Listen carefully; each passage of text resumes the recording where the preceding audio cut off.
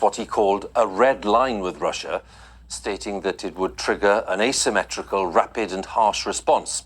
Mr. Putin's comments during his State of the Nation address came at a time of increased tensions with the West, and as supporters of the jailed opposition figure, Alexei Navalny, staged protests against Mr. Putin's rule. Our Moscow correspondent, Steve Rosenberg, sent this report.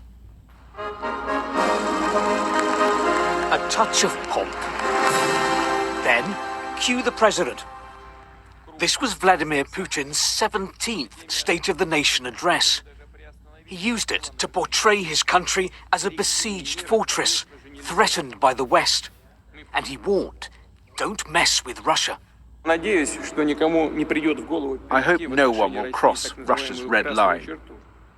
But in each case, we are the ones who will decide where the red line is.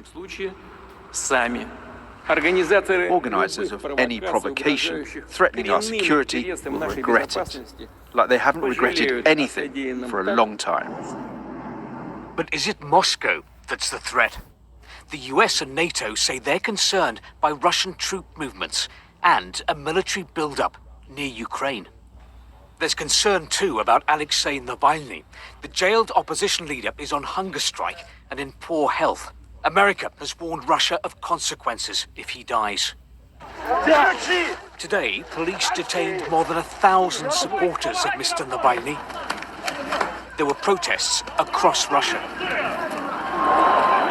This was the scene in Moscow, close to the Kremlin. People marched through the city, defying the authorities who'd called the protests illegal. Russia will be free, they chanted. And we're the power here. Vladimir Putin always says that everything is okay. Every single word he says is a lie. And I'm not okay with that. That's why I'm here. In his speech, Vladimir Putin made no mention of Alexei Navalny or protests. But in many ways, what has been happening to Mr. Navalny is a reflection of the state of this nation. The Kremlin's most ferocious critic, first poisoned and then put in prison. In one day, we saw two very different Russias. To the Kremlin, unsanctioned protest means chaos, disorder. President Putin wants Russians to believe that only he can guarantee them stability. Steve Rosenberg, BBC News.